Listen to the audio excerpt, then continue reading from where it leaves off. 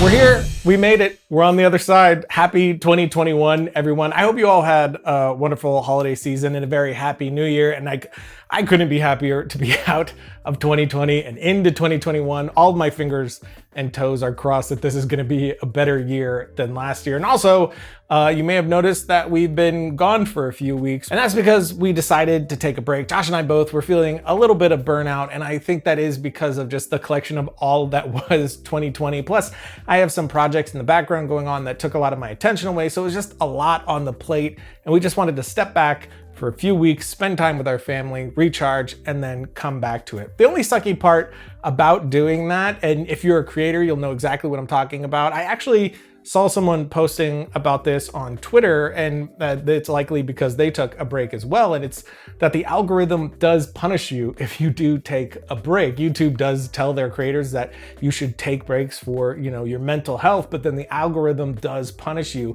when you're not releasing all the time. And the reason I'm bringing this up is not to bash YouTube. That is something that I do think needs to be fixed, because it does push creators to constantly be creating and never taking a break for themselves. But I bring it up because I think it's important to not let that view count stop you from taking a break if you need to. Your mental health is always going to be what's most important. But today we wanted to come back and reconnect with you guys by doing something we haven't done in a very long time, and that's answering questions. And the first one is actually something that goes right along with what I was just talking about. How do you deal with burnout? Between the day job, producing videos, freelance, and passion projects, how do you stay creative? I think it's incredibly difficult. When I was younger, it was a lot easier. I was just so passionate and hungry. It was easy to not really sleep and do the thing 24/7. And I think some of us, me included, I'm guilty of this as well, will use I worked 100-hour weeks as a badge of honor when it's really not. You're sucking the life out of your life. Filmmaking isn't life. Your life is your life. Your family, your loved ones, the time you spend with them, that's your life.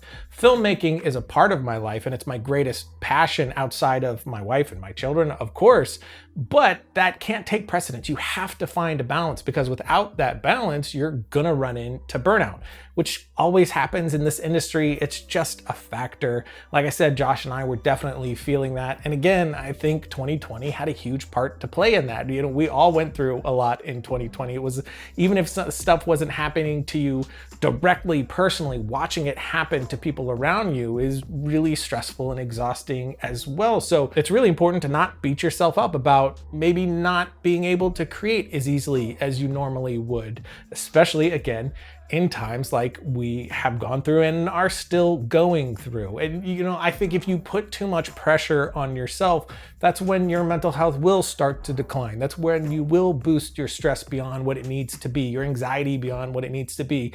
And those two things, that stress and anxiety, that's the biggest creativity killer. So, if you need to step back, if you need to just focus on life, if you're having a hard time focusing on the artistic side of things that you normally do, that's okay.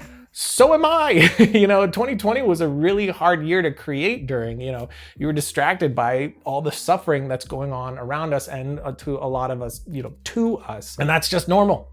It's human. And again, I just want to keep pushing that idea of that's okay. Don't put too much pressure on yourself. But when we're talking about base creativity, when you're just creating things, you're doing so many, you got the day job, you got your passion project, all those other different things that you're doing all at one time, which, all of us that are trying to be filmmakers and trying to make it, you are always spinning several plates at once. You're juggling many things at once, wearing so many hats at once. After a while, you are going to hit that wall. You are going to find burnout. And I found burnout in two different ways. One, I wasn't creating anything that was for me for a long time. I thought I was just burnt out from work. I went on a vacation, I came back, and I felt largely the same. And it wasn't until I started making a new short film, realizing I hadn't really made anything for myself in like a year, that I started to feel like me again. The other one is when you're putting too much on yourself for such a long period of time that you do hit that normal burnout. And for me, that just means something's off balance. And I can kind of tell that that's what it is, because I start to almost feel like maybe I don't love this stuff as much as I thought I did. And that always just means my work-life balance is completely out of balance. And I find that with my family. I spend more time with my wife and my kids, and those things really ground me. And I'm always, reminding myself of the thing that my wife told me a few years ago that I've said on the show a billion times.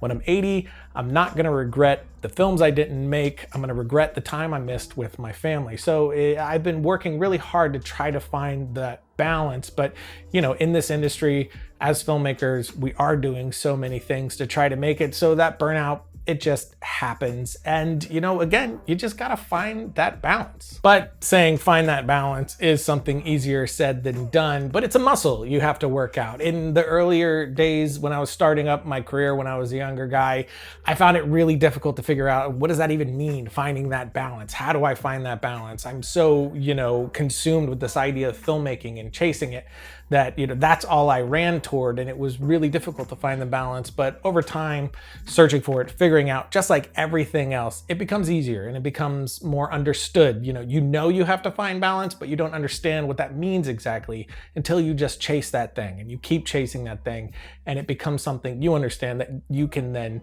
pass down to other people to help them as well. Next question is from someone with a wonderful name. When editing a dialogue scene, I've often heard the term taking the air out of it. What exactly does that mean? To my understanding, at least how I've used it and how it's been used to me, it just means exactly what it sounds like. You take the silence out of it. So if I say, hey Josh, and Josh says yes, I'll take the space between those things out. A lot of times in early edits, the pacing will be very slow, especially with newer editors in dialogue scenes, because it'll be somebody who says something, cut, somebody says something, somebody says something, cut, somebody says something. When you really want it overlapping and naturalistic, there are times in natural conversation where you'll have that lulls, but say if it's an argument, it's very rare inside of an argument when two people are heated that there's gonna be a lot of space between me saying something and you saying something. So you'll pull that air out, tighten things up, and make it pace up a lot faster. How do you know if your idea is awful? There are so many ideas that I've had that at first I thought was so cool. This is gonna be such a great idea. And I'm thinking about it and I come up with the idea and I construct the concept and I figure out who the characters are and what the mild arc is. And I'm so stoked. And then I tell Josh, and it's not even Josh's reaction. It's me saying it out loud to someone that I hear it for the first time really, and I realize this is terrible. When I have something that is working and that is a good idea, I've noticed once I finally tell someone, there's no real stutter. As I tell it, I get more and more excited as it goes on. And that kind of solidifies that I have something here that I should be chasing. Usually if I try to tell somebody, and I mean, obviously their reaction is gonna help you as well, but how I feel about it as I'm telling it to them is always the indicator. Because there has been times where I told somebody an idea and their reaction was not great. They actually didn't like the idea, but that didn't, steer me away from the idea. In that moment, it strengthened it for me, and I just felt like they can't see what I see yet, and I need to go develop it more. So I'd say just telling it to people. Same as when you have your edit and you show somebody your edit and you really see it for the first, they don't even need to say a word. You're seeing issues you never saw before. It's a very similar thing for me. And for the last question, do you prefer old or new camera lenses for shooting a major project? For the most part, my vibe leans towards an older feel, a more, not necessarily vintagey. I mean, vintage is the right word, but that kind of makes you think in a different way. The stories I tell, I like the idea of leaning into imperfections. With Ballistic, that's a great example. Chase did an amazing job and it looks gorgeous, but there's imperfections in the image. Oftentimes, when we use a wider lens on those anamorphics, there's some distortion there, and I like that because the world is distorted. Those characters are distorted in what they're going through or what they're thinking, what they're having to survive through is this distortion of normality or, any kind of goodness. And I really like leaning into that visually. Of course, the post-processing helps that as well, but I like baking things into camera as much as possible because you're not going to be able to fully land a certain look that a lens will get you in post-production. So choosing the right lens for the story you're telling and what your vision is really paramount. And for me, it does lean towards lenses that are gorgeous but still have some imperfections. I mean, There Comes a Knocking was a pretty clean image, a very pretty image, but the Cooke anamorphics weren't as sharp and clinical to me as the master anamorphic. So that really worked out well for me in the way that I like to shoot and the way that I like my images to look. But that answer needs to shift with who you are, what stories you're telling, how you see the world, how you see the characters, and the story in general. I mean, I wouldn't always lean into that imperfection in the image idea.